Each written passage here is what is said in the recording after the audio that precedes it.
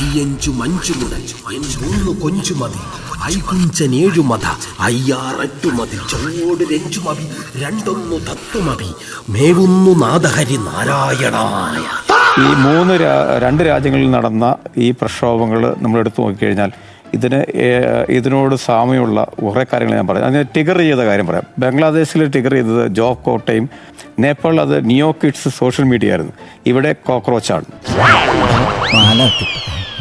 ഡേയ്സ്റ്റ് PM resign ചെയ്യാനെടുത്തത് ബംഗ്ലാദേശിൽ 3 week, നേപ്പാളിൽ 5 ദിവസം. ഇവിടുത്തെ കാര്യം ഇനി വരാനിരിക്കുന്നേ ഉള്ളൂ.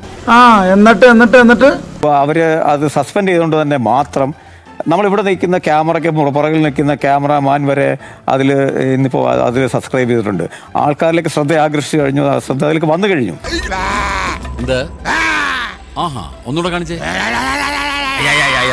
മടിയന്മാർ എപ്പോഴും ഓൺലൈനിൽ സമയം ചെലവഴിക്കുന്ന തൊഴിലില്ലാത്ത യുവാക്കൾക്ക് വേണ്ടിയിട്ടുള്ള ഒരു സംവിധാനം, ഒരു സംഘടനാ രൂപം എന്നുള്ള രീതിയിലാണ് CJP എന്ന കോക്രോച്ച് ജനതാ പാർട്ടി വന്നിരിക്കുന്നത്.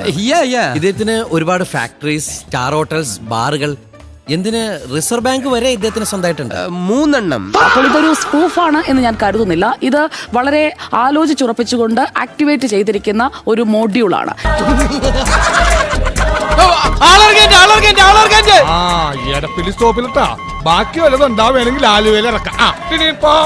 ഈ മോഡ്യൂൾ എങ്ങനെയാണ് വന്നിരിക്കുന്നത് എന്നതാണ് നമ്മൾ പരിശോധിക്കേണ്ടത്. ഗൗരവമേറിയ രാഷ്ട്രീയ ചർച്ചകൾ അത് കോൺഗ്രസ് നേതൃത്വം നൽകുന്ന ഇന്ത്യ മുന്നണിയും NDAയും തമ്മിൽ അങ്ങോട്ടും ഇങ്ങോട്ടും വലിയ രീതിയിലുള്ള ആരോപണ പ്രത്യാരോപണങ്ങളൊക്കെ നടക്കുന്ന ഒരു രാഷ്ട്രീയ പശ്ചാത്തലത്തിൽ അവിടെ പ്രസക്തി നഷ്ടപ്പെട്ടു പോയ ഒരു പാർട്ടിയുണ്ട്. ആ പാർട്ടിയുടെ പേര് ആം ആദ്മി പാർട്ടി എന്നാണ്.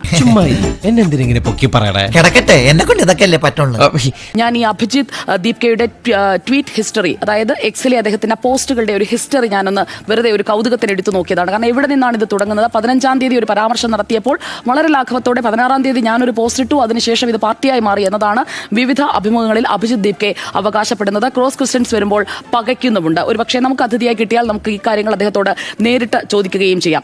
ഇനി നീ എങ്ങാനും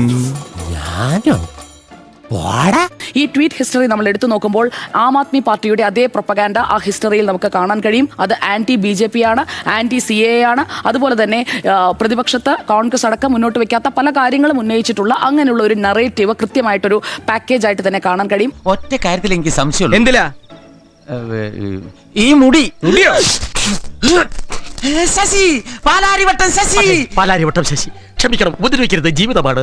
നിന്റെ വക്കോൽ ഇനി ഇവിടെ ഈ കെജ്രിവാളിന്റെ ഒപ്പം എപ്പോഴാണ് ഈ അഭിജിത്ത് പ്രവർത്തിച്ചത് എന്നത് കൂടി നമ്മൾ നോക്കണം. അത് ആം ആദ്മി പാർട്ടിക്കൊപ്പം തന്നെ അതിന്റെ ഒരു PR ആക്ടിവിറ്റികളുടെ കൂടെ തന്നെ അഭിജിത്ത് ഉണ്ടായിരുന്നു. 2021 മുതൽ 2023 വരെ കെജ്രിവാളിന്റെ കൂടെ, അരവിന്ദ് കെജ്രിവാളിന്റെ കൂടെ, ഡൽഹി മുഖ്യമന്ത്രിയായിരുന്ന അരവിന്ദ് കെജ്രിവാളിന്റെ കൂടെ വളരെ ആക്റ്റീവായ ഒരു പാർട്ടിസിപ്പന്റ് ആയിരുന്നു അഭിജിത്ത് ദീപ്കെ എന്ന് പറയുന്ന ഇപ്പോൾ ഈ ജൻസി പ്രക്ഷോഭത്തിന് കോക്രോച്ച് ജനതാ പാർട്ടിക്ക് തുടക്കമിട്ടയാൾ എന്നുള്ളതാണ് ട്വീറ്റ് ഹിസ്റ്ററി മാത്രം പരിശോധിച്ചപ്പോൾ എനിക്ക് നേരിട്ട് മനസ്സിലാക്കാൻ സാധിച്ചത്.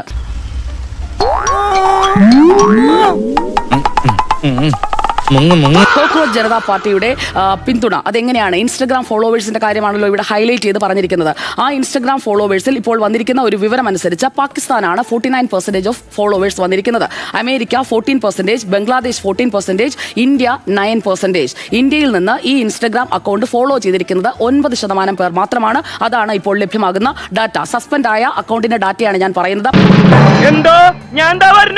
അതിന് തന്നാരും വിളിച്ചു തന്നെയല്ലേ എങ്ങനെയാ ആവശ്യത്തെ കാര്യങ്ങൾ ഇടപെടുത്താ പറഞ്ഞു കൊടുക്കണം എന്നെ പറ്റി വന്നിട്ടുണ്ട്. അപ്പോൾ ഒന്നും കാണാതെ BJPയെ രക്ഷിക്കാൻ, നരേന്ദ്രമോദിയെ രക്ഷിക്കാൻ, സർക്കാരിനെ രക്ഷിക്കാൻ മസ്ക് അങ്ങ് ചെയ്തു എന്ന് പറഞ്ഞാൽ അത് വിശ്വസിക്കത്തക്ക വിശ്വാസയോഗ്യമായ ഒന്നല്ല.